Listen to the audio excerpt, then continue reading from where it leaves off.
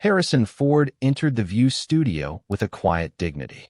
He wore a weathered leather jacket, a simple white shirt, and that unmistakable calm aura he carried from years of roles where heroes were defined by integrity, not applause.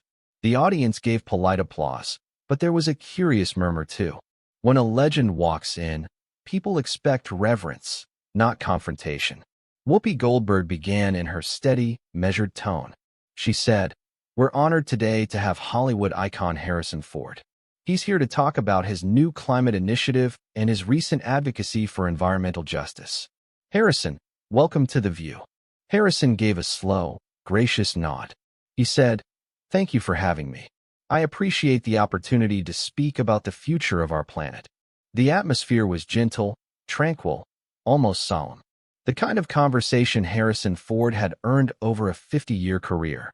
Sarah Haynes leaned forward. She said, "You recently joined a group of activists in protest near a pipeline site. You were arrested. Can you tell us why you felt compelled to take that step?" Harrison gazed at her clearly.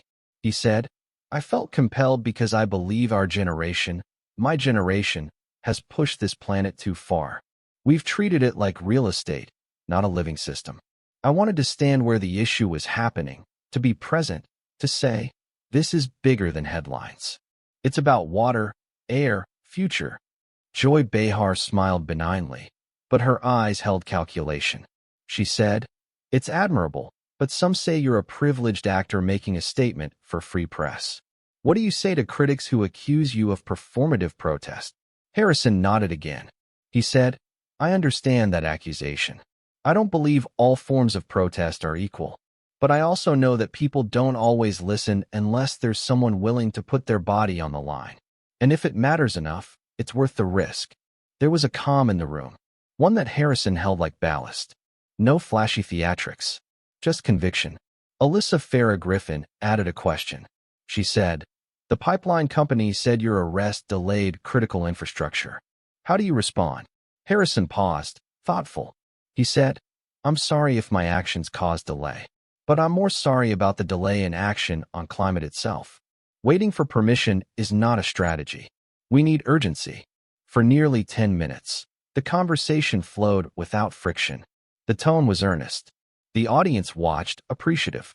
Then Joy shifted. She leaned forward and said, "Mr. Ford, I don't doubt your passion. But do you really think cherry-picking a protest spot will change policy? Or is this just another celebrity stunt?" There was a beat. The air shifted. Harrison didn't flinch. He said softly, "I don't believe it was a stunt. I was willing to be arrested for this. That, to me, isn't optics." Joy smiled, but the question was rhetorical. She said, "But it's still controlled, right? You chose your target. You chose your timing. That's not real sacrifice." Harrison's gaze was unwavering. He said, "Sacrifice isn't a contest. I'm there because someone needs to be. Someone with name recognition that can shine light. History shows us protest becomes effective when people show up. Rich, poor, known, unknown." Joy sighed. She said, "Maybe you think it matters. But you've never lived paycheck to paycheck. You've never had to choose between groceries and heat. I don't think you get that." The studio went silent.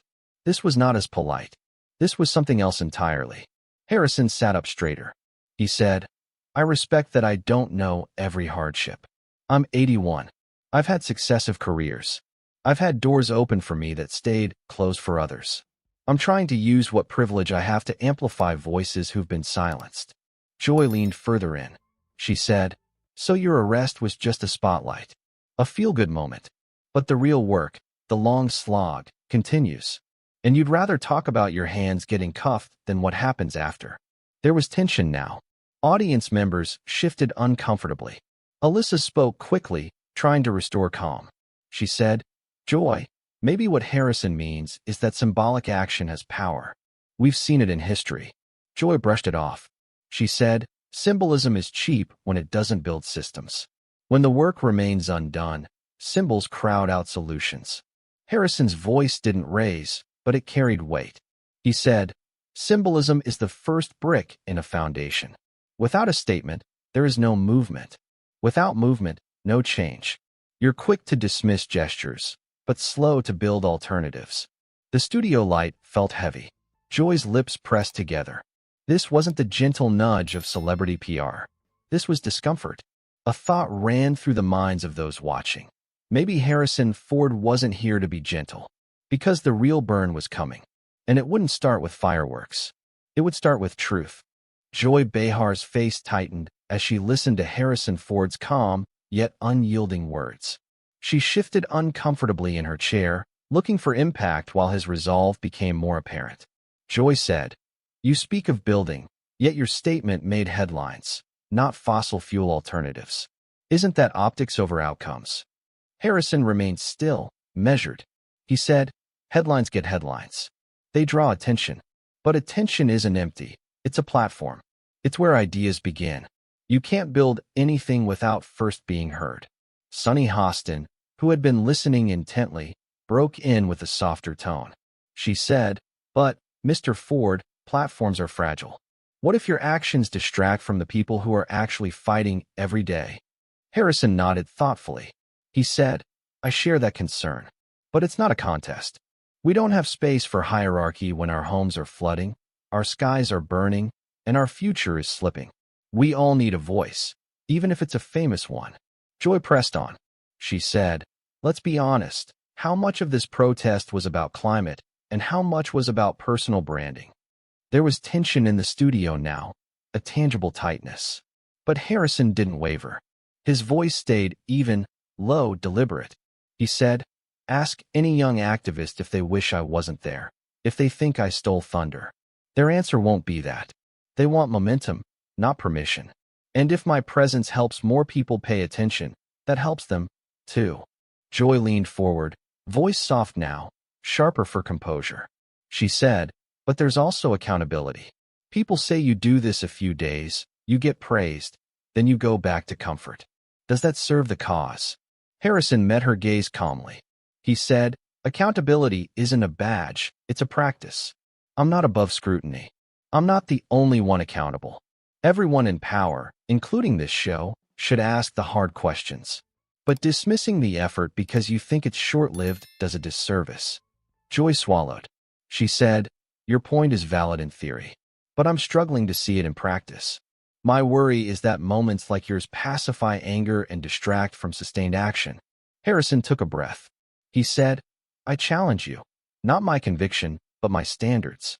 If a headline soothes you instead of pushing action, call it out. But don't discredit the effort itself." Whoopi leaned forward, voice conciliatory. She said, "This feels bigger than a back and forth.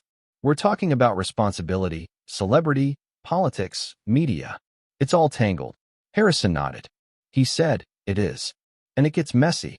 But chaos doesn't nullify the need for clarity, especially on climate, where confusion has become a strategy of inaction." Joy's tone softened. She said, "Okay, I see your point. But some people feel provoked, not equipped. Does that conversation exist too?" Harrison's answer was calm, but edged with emotion. He said, "Yes, it must. Equipping comes next.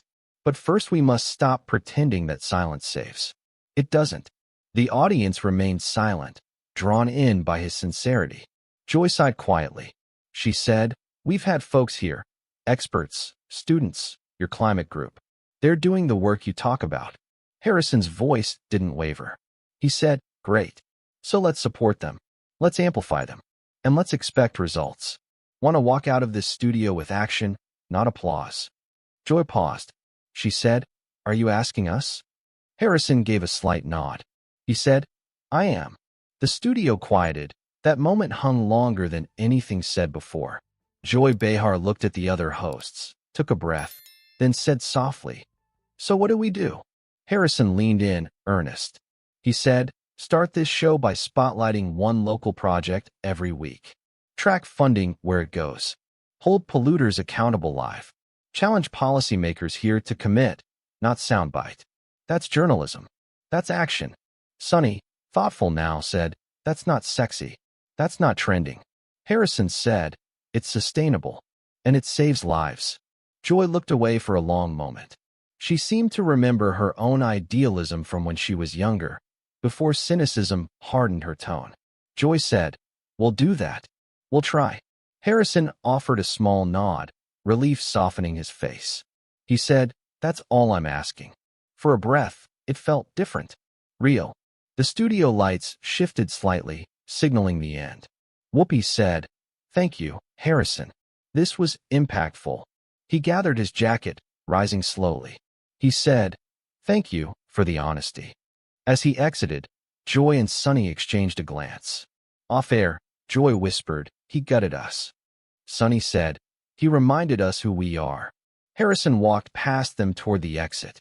They watched as he disappeared, and the studio fell quiet. But something had changed. The walkout wasn't dramatic. It was dignified. It wasn't loud. It was lasting. Sometimes that speaks louder than the words we expect.